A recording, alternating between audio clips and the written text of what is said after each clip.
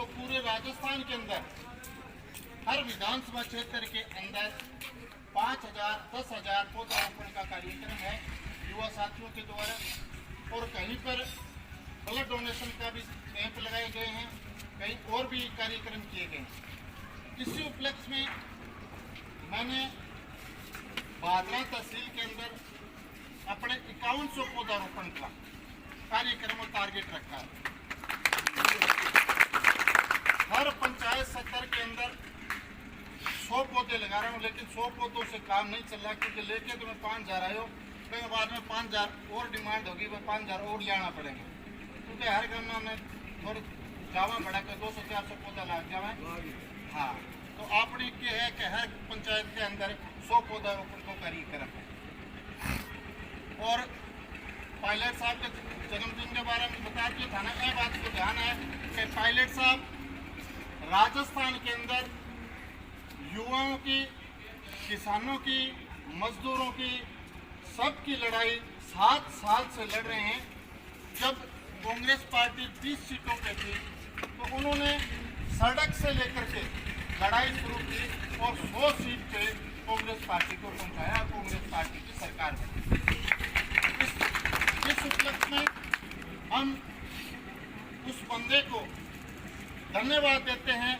उनका मान सम्मान करने के लिए हमने पौधारोपण का कार्यक्रम किया है। पिछली बार भादरा के अंदर उनके जन्मदिन पे हमने ब्लड डोनेशन का कैंप रखा था, और उस कैंप के अंदर हमने 600 ब्लड दिया था युवा साथियों ने। 600 यूनिट हमारा कार्यक्रम यही है, और आप सब लोग आए हो, आप सबका बहुत बहुत धन्यवाद, सबका बहुत बहुत आभार। जय सचिन, जय कांग्रेस। पायलट साहब के जन्मदिन के उपलक्ष्य में जो पौधारोपण कार्यक्रम था, उसके तहत सम्मान समारोह, स्वागत समारोह हुआ। संदीप डुकिया ने सचिन पायलट साहब के बारे में बताया, और अब यहाँ से वृक्षारोपण कार्यक्रम 5100 जो पौधारोपण कार्यक्रम 5100 पौधे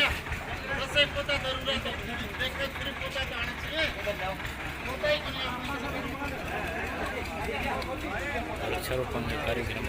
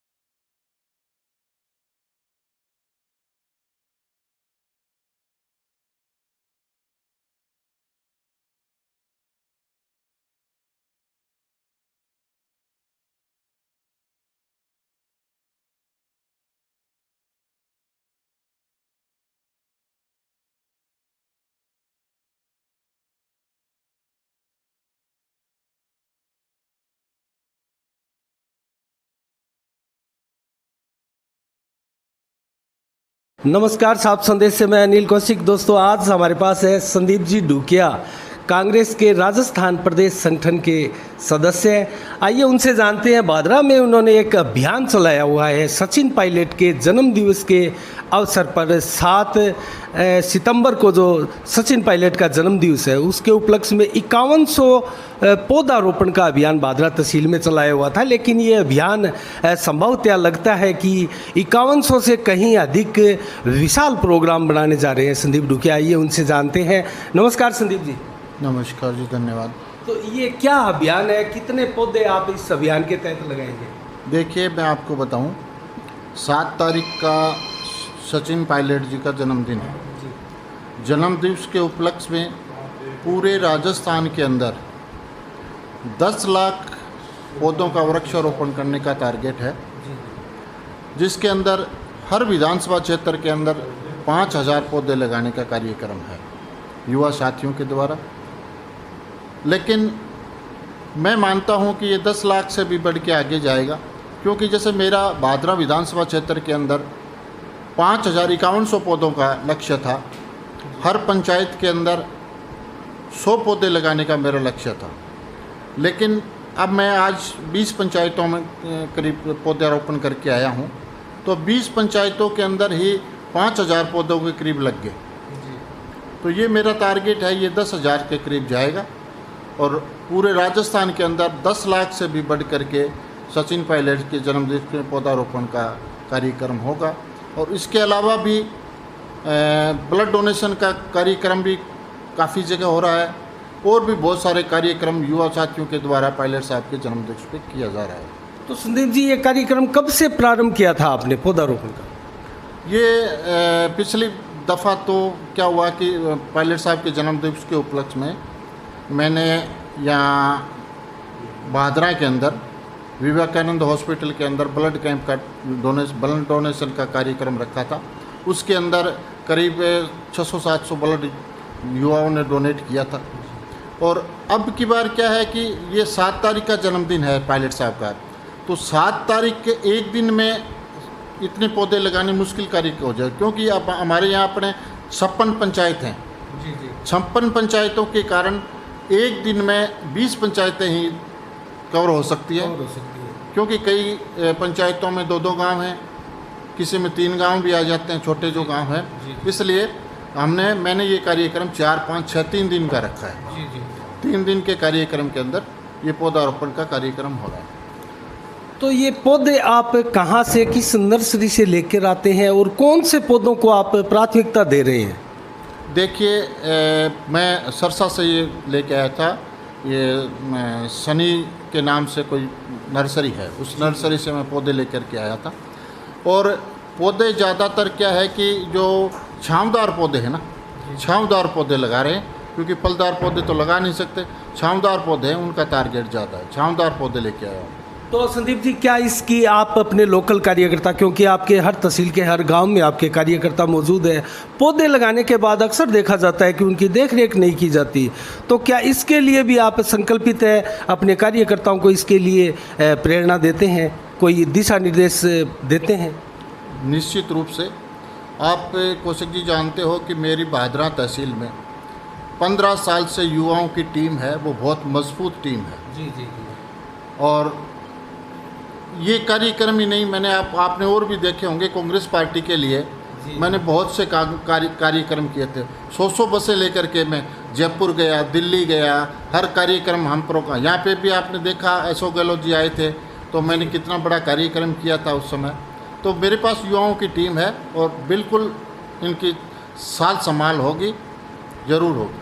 हाँ, हमने आपको देखा था अनाज मंडी में, जो अशोक गहलोत मुख्यमंत्री साहब आए थे, उस समय आपकी जो रैली के साथ भीड़ आई थी, उसके चलते ही मुख्यमंत्री की सभा में एक प्रकार से मैं कहूँ तो लाज बची थी, क्योंकि उस समय ज़्यादा भीड़ नहीं थी। तो इस पर क्या कुछ कहना चाहेंगे?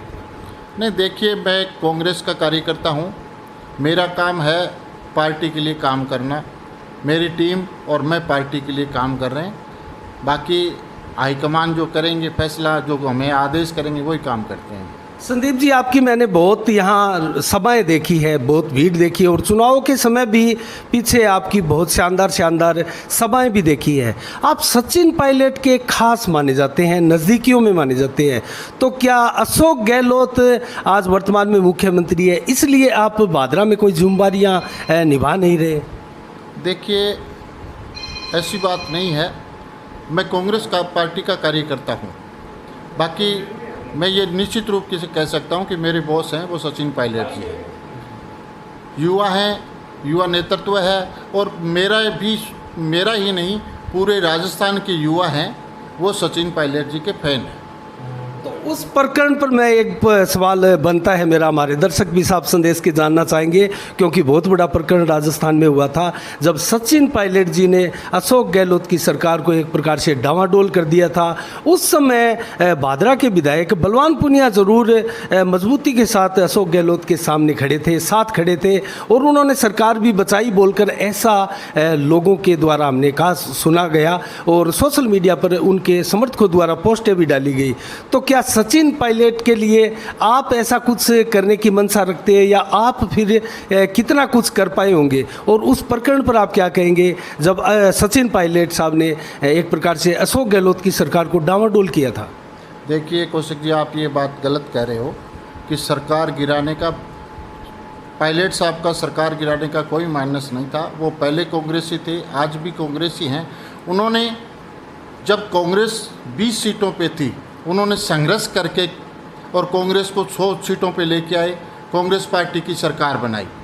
ठीक है, राजनीति के अंदर मतभेद होते हैं, छोटे मोटे हो जाते हैं, कोई नाराज़गी भी कार्यकर्ता की हो जाती है, तो वो अपनी नाराज़गी को लेकर के हाईकमान के पास गए थे, बात रखी थी। बाकी सरकार गिराने का कोई मतलब नहीं है। ये बीजेपी वालों की झूठी ये उड़ाई हुई बातें थी। नहीं, इसके पीछे तो टोटल न्यूज़पेपरों में भी ये खबर आई और सोशल मीडिया पर भी आई और बड़े स्तर पर दिल्ली तक यहाँ ये गूंज भी रही कि सचिन पायलट है जो सरकार गिराने की मंशा के साथ बागी हुई है। सचिन पायलट जी ने अपने मुंह से कभी एक बार भी ये बात कही थी कि मैं बीजेपी में जाऊंगा या कांग्रेस छोड़ूंगा। उन्होंने कहा मैं कांग्रेस का सच्चा सिपाही हूँ, कांग्रेस के साथ हूँ और कांग्रेस के साथ रहूँगा, और आज भी वो कांग्रेस के साथ हैं। चलो इस प्रकरण को छोड़ते हैं क्योंकि हाई लेवल का ये प्रकरण है और निश्चित रूप से मैं एक चीज़ जानना चाहूँगा संदीप जी, आगे आपकी क्या भूमिका रहेगी भादरा क्षेत्र के लिए? देखिए, मैं कांग्रेस पार्टी का कार्यकर्ता हूँ। पार्टी जिसको भी टिकट देगी मैं पार्टी के साथ रहूँगा और कांग्रेस पार्टी के साथ काम करूँगा।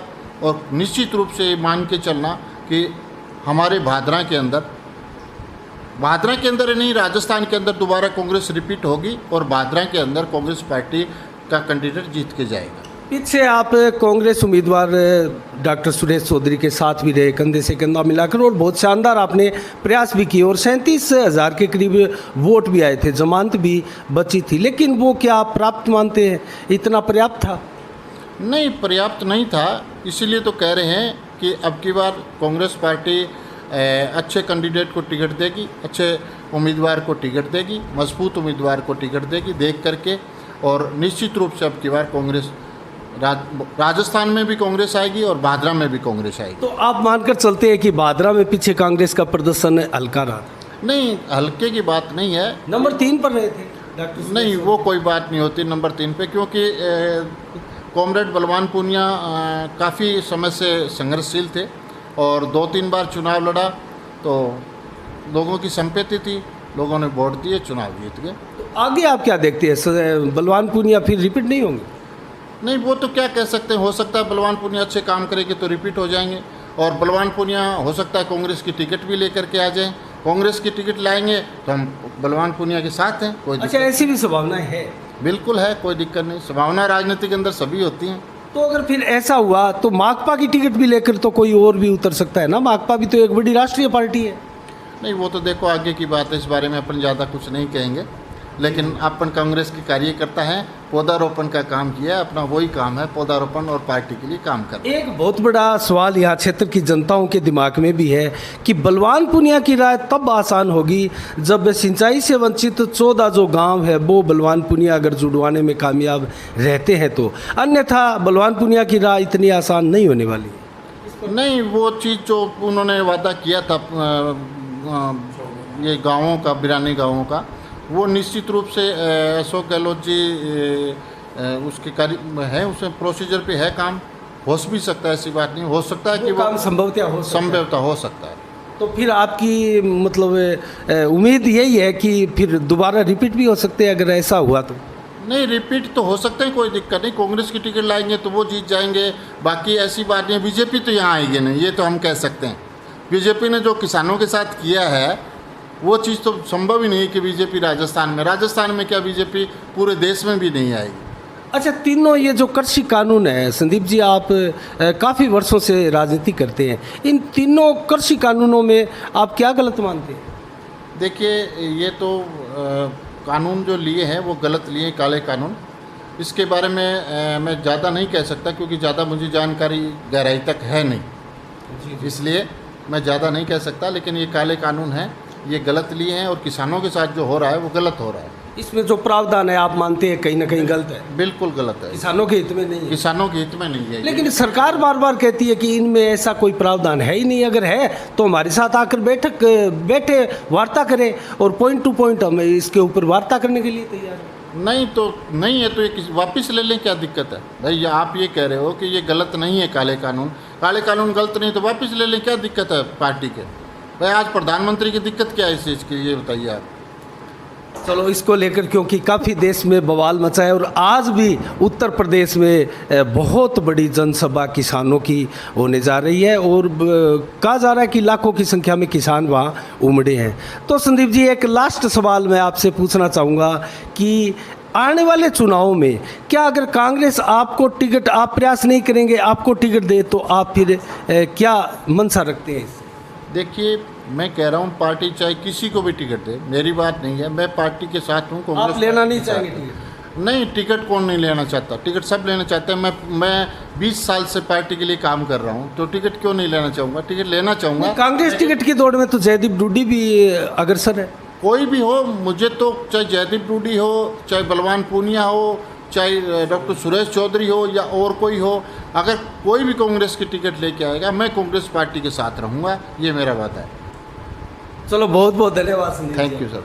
तो ये है कांग्रेस के एक सच्चे सिपाही, हम दोस्तों इनको मान सकते हैं, क्योंकि ये निश्चित रूप से एकदम धड़ल्ले से बोल रहे हैं कि कांग्रेस टिकट जिनको देगी हम उनके साथ रहेंगे। और वर्तमान में ये सचिन पायलट के जन्मदिवस के अवसर पर जिस प्रकार से पौधारोपण अभियान पूरे तहसील क्षेत्र में चलाए हुए हैं, वो निश्चित रूप से पर्यावरण को लेकर एक बहुत ही शानदार कदम है और युवाओं को इससे बहुत ही अच्छी प्रेरणा संदीप जी ढूकिया के द्वारा दी जा रही है। तो इसी के साथ बहुत बहुत धन्यवाद।